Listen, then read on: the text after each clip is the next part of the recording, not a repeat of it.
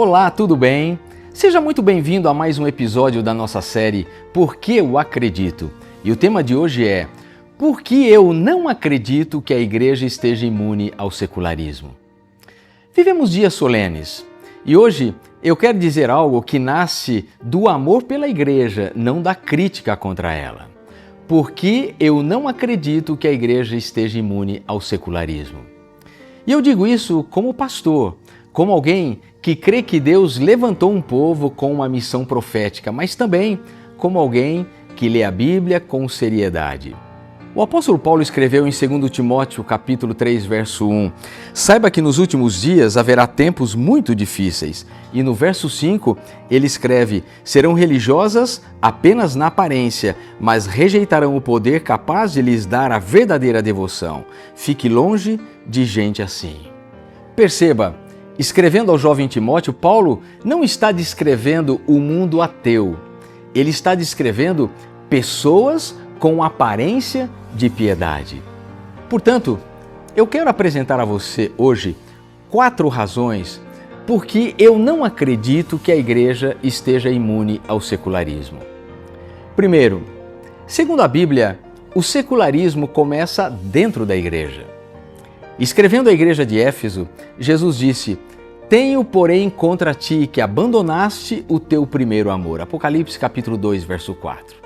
Jesus não estava falando de perseguição, era esfriamento. O secularismo não começa quando alguém abandona a fé, começa quando Deus deixa de ser o centro, quando a Bíblia vira opinião, quando a cultura pesa mais que a Bíblia, quando o entretenimento substitui a devoção. No livro Testemunhos para a Igreja, volume 5, página 65, Ellen White escreveu, foi-me mostrado que o espírito do mundo está levedando rapidamente a igreja. Vocês estão seguindo o mesmo caminho que o antigo Israel.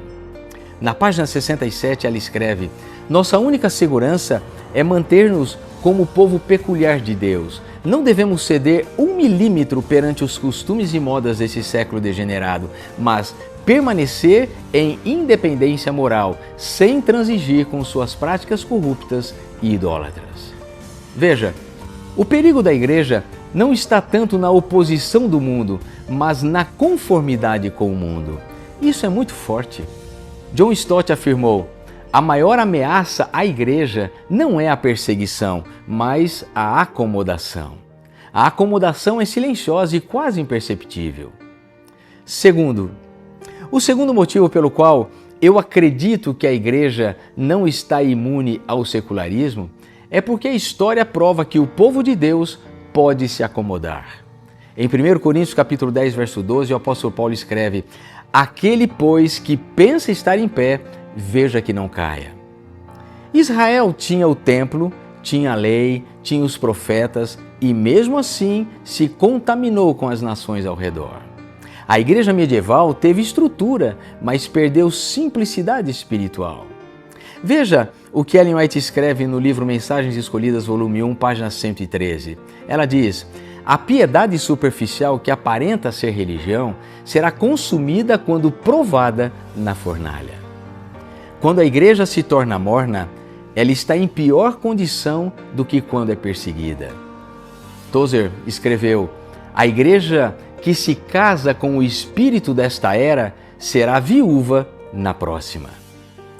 Portanto, história não é só registro, é advertência. O terceiro motivo pelo qual eu não acredito que a igreja está imune ao secularismo é porque o secularismo é sutil.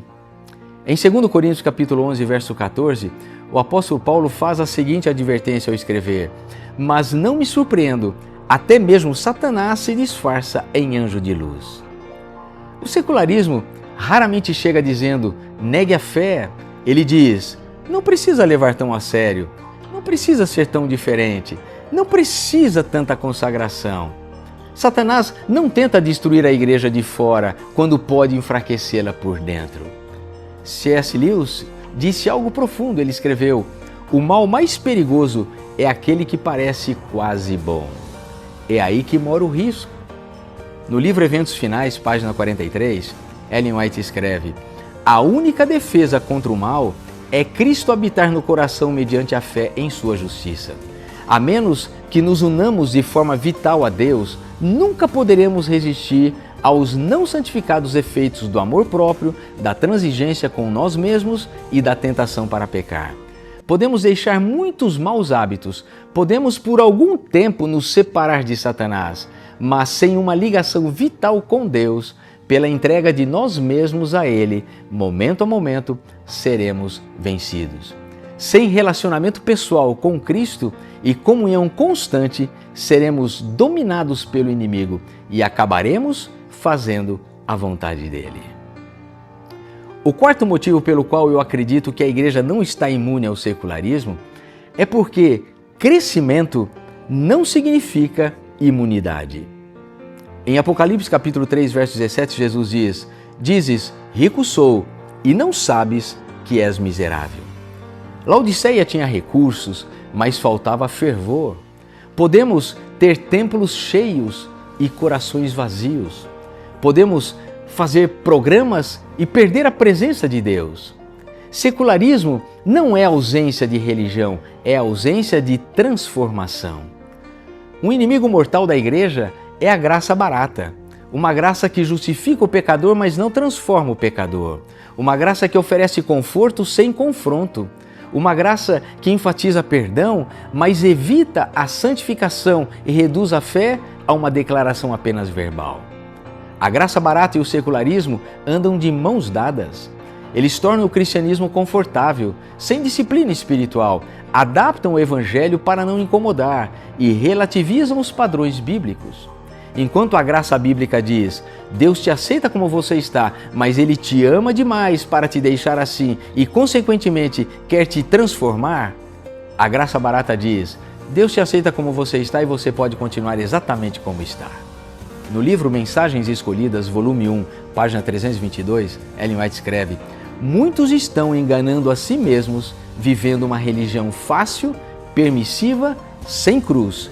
Mas Jesus diz: se alguém quiser vir após mim, negue-se a si mesmo, tome a sua cruz e siga-me.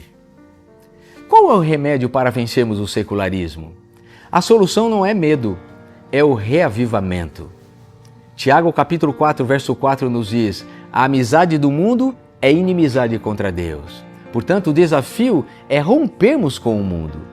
Ellen White escreveu: um reavivamento da verdadeira piedade entre nós é a maior e mais urgente de todas as necessidades.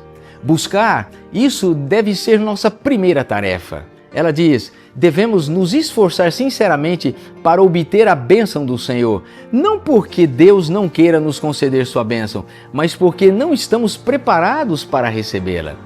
Nosso Pai Celestial, diz ela, está mais disposto a dar o seu Espírito Santo àqueles que lhe pedem do que pais terrenos a dar bons presentes a seus filhos. Mas é nossa tarefa, por meio da confissão, da humilhação, do arrependimento e da oração fervorosa, cumprir as condições sob as quais Deus prometeu conceder a sua bênção. Eu não acredito que a igreja esteja imune ao secularismo, mas eu acredito que Deus ainda tem um povo fiel. Um povo que não se conforma, um povo que prefere a verdade à popularidade, um povo que escolhe santidade em vez de aplausos. A pergunta não é se o secularismo existe. A pergunta é: estamos nos conformando ou estamos sendo transformados? Que o Senhor nos desperte, que o Senhor nos renove, que o Senhor nos conceda reavivamento antes que a mornidão se torne normal. E que sejamos igreja no mundo, mas nunca igreja igual ao mundo. Deus abençoe você e até o nosso próximo encontro. Tchau, tchau.